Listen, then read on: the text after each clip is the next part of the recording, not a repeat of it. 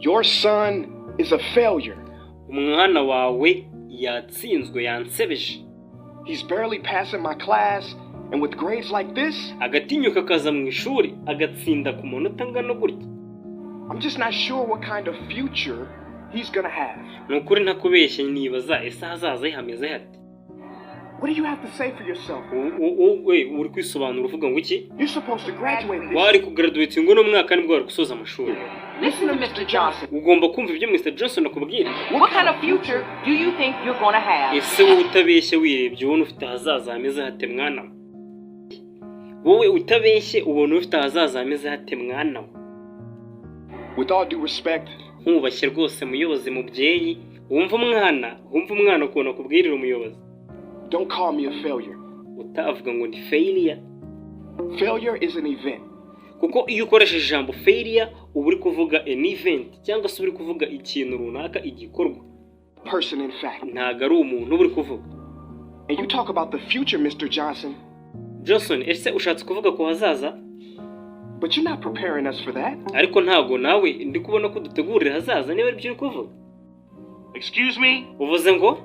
Just listen to what I'm saying. Ndagira ngo unyumve neza Mr. Johnson we. This should be good. Bishobora kuba ari byiza reka nze nkumve. Would you agree that in the future most careers will become automated? Ese ujya wizera ko kariyeri z'abantu cyangwa tara ahazaza zizana? Yeah, so. Ndabyemera. Kubera? So the people who succeed will have to be curious, innovative, with resilience. Ngiye rero icyo nemera nuko umuntu uzatera imbere hazaza ari wa muntu ufite innovation, ufite udushya mu tuntu twe, wita ku bintu kandi ufite n'amatsiko yo kuvumbura. Adapt to new changes. What's your point? Ukaba ushaka kuganisha ku kisa wa mwana we. My point is, the focus in this school is not on that. It is on regurgitating information and test taking. And that's ngiye rero ikintu numva nyine nuko washyize imbere kuvuga ngo gutsinda neza amateste muduha, ngo kumva ibintu neza mutubwira real. But in today's world, ariko isi iki gicyo nakubwira, creativity is the most important leadership skill. guhanga udushya nicyo kintu kigezweho. How you feel? Ni gutyo wiyumva? Ni gutyo wiyumva sha? You don't have to believe me. Nyine ushobora kutanyizera. Maybe you will believe creativity is the most important leadership skill. Wenda ushobora kutanyizera neza Mr. Johnson, ariko byibura wizere abantu barenga 1500 bizera neza ko creativity ari cyo kintu cy'ingenzi cyangwa ari bwo bumenyi bukenewe kwino si tugezeho. Guhanga udushya nicyo kintu cy'ingenzi. See, pretty soon no one will be hired because of what they know. Icyo nakubwira cyo nzi neza nawe uzi nuko nta muntu uzigera guha akazi kubera ibintu uzi. Because who cares what you know or if you've memorized a fact? Nta muntu uza kureba niba ibintu wize ubyibuka neza cyane cyangwa se uzi ibintu byinshi. We've got Google and Siri for that. Kubera ko nyine niba ari ibyo hajeho Google kandi ibyo bintu nyine ujya ukareba niba ari amakuru uhita uyabona. People will be hired because of what they can do with their knowledge. Icyo bareba ku ino si ahantu isi igeze ni ukureba ngo ubumenyi ufite bukoresha iki. Creatively solve real world problems. Ese ubwenge ufite bushobora kugufasha gukemura ibibazo by'isi bisanzwe isi iri. Follow instructions or directions. Ese ushobora kuba wafata amabwiriza ugakurikiza ibintu utize ukaba wabisoma ukamenya uko bikora. Multiple choice questions. So mom, that's why I'm stressed, because these robotic tasks we learn in school. Kubera ko mama, impamvu nanjye nyine ubona natsinzwe ni ukubera ko ndi stress, mfite ibintu by'ibibazo byinshi hano ku ishuri, ayo mateste baduhereza. Nshobora kuba nabyibuka ariko ibyo ndumva byagahagaze. No one can do a robot's job. Kubera ko nyine uburyo rubikora nta muntu wabikoramo. Better than a robot. Ntago wakora neza kurusha robot. Billionaire founder of Alibaba, Jack Ma rero washinze Alibaba. We should not compete with artificial intelligence. We yaranivugiye ngo ntabwo dushobora kugeranya ubwenge busanzwe bw'abantu n'ubwenge busanzwe bw'izi mashini twe twikoreye. But instead, focus on developing unique human intelligence. Ahubwo twebwe twakagombye kuba dufokasinga kuba twateza imbere ubwenge bwacu dufite, ariko ntabwo twaburusha izi mashini twikoreye. Mr. Johnson, drills are for teeth. Icyo nakubwira rero Mr. Johnson, drills cyangwa se utuntu dukura amenyo nyine twagenewe amenyo, ntabwo twagenewe gukora kuba twabagwa mu mutwe. So these repetitive knowledge-based tasks we must leave behind. Or in the future, you're going to find a lot of people graduating out of your class, right into the unemployment line. Ni ibyo ngibyo nakubwiraga n'urugero naguhaga kubera ko ari ibyo ngibyo uzabona abantu benshi bagraduatinga ku ishuri ryawe bashaka akazi. See, many top companies today don't look at grades. Ariko ntago company nyinshi cyane ku ino si ntago zikireba amanota wagize mu ishuri. That old way Ubwo ni uburyo bushaje is Mr. Johnson we. expiring. Google has been quoted as saying GPAs are worthless criteria for how Tesla, Elon Musk agrees. Elon Musk wa Tesla So I say this nawe nuko nguko abyemera. with Rero unease ibyo bintu kubivugana gahinda and nanababaye. sorrow. If you continue to teach today as you taught yesterday, Mukomeje kwigisha neza neza nkuko mwahoze mwigisha. then you rob us students of tomorrow. Nta kintu mwamuri kudufasha nk'abanyeshuri bahazaza mutubwira ibyo bintu kuvuga ngo amakuru wibuka iki. Johnson, I'm gonna keep it real with you. Reka rero nkubwize ukuri Mr. Johnson we. Time sitting in your class is tough.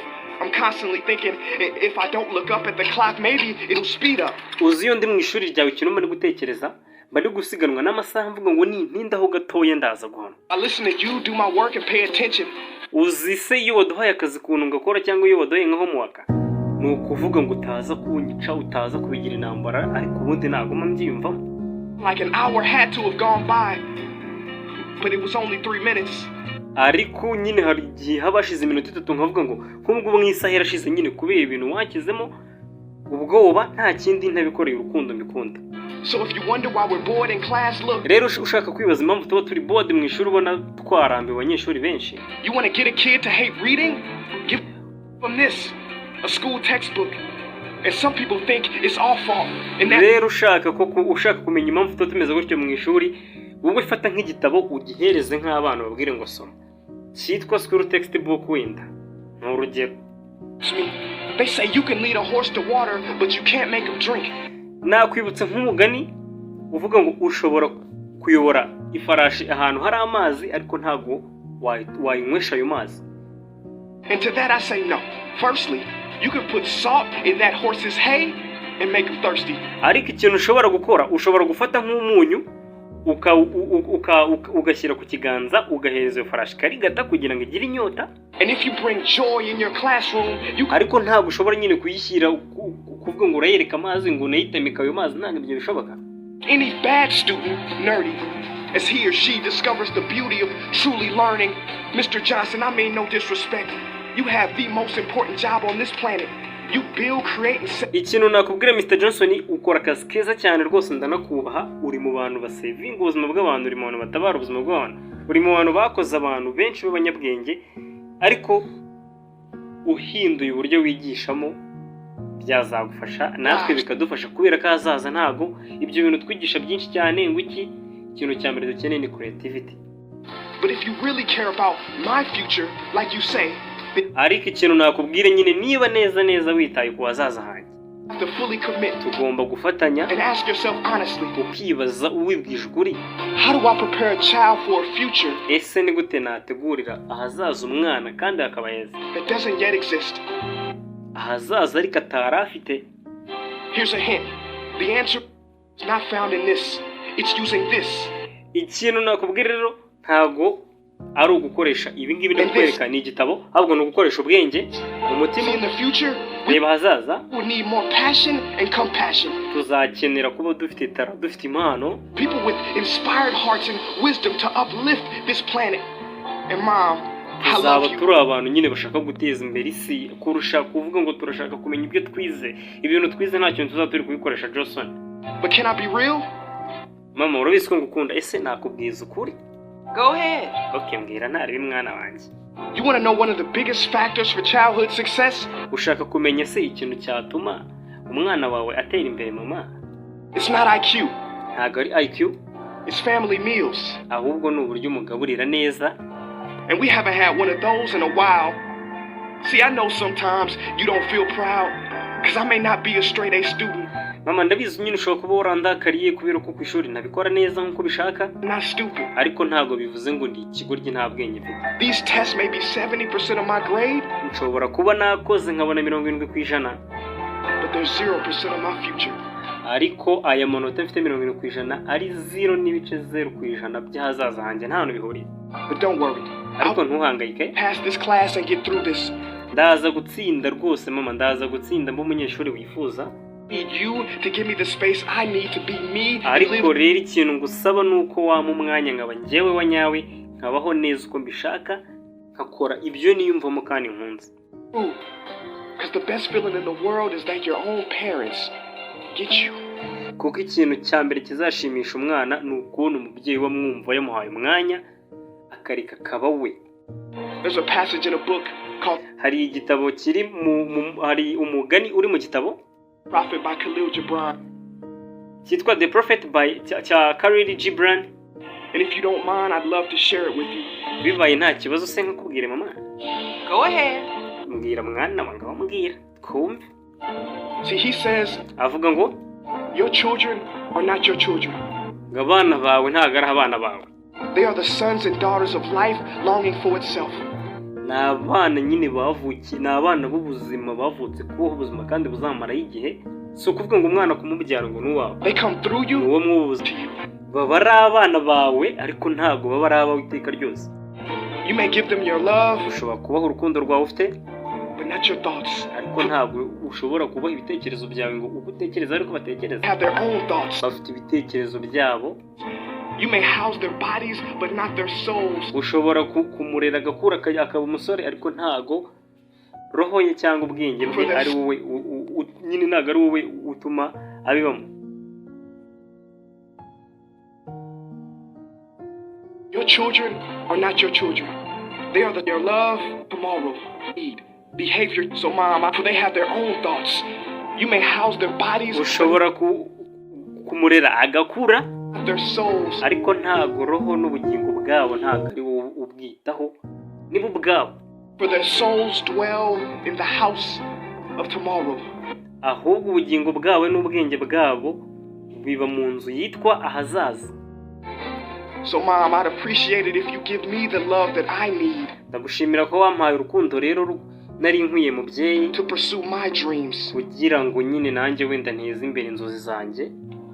See, if we are to succeed, niba rero turi abantu batsinda, all three of us need yewe nawe na mwarimu Johnson behavior change on all fronts. Ikintu cya mbere tugomba guhindura ni imyumvire. We talk about the future, but the future is now. Tuvuga hazaza ariko hazaza ni ubu ngubu tubafite mu biganza byacu.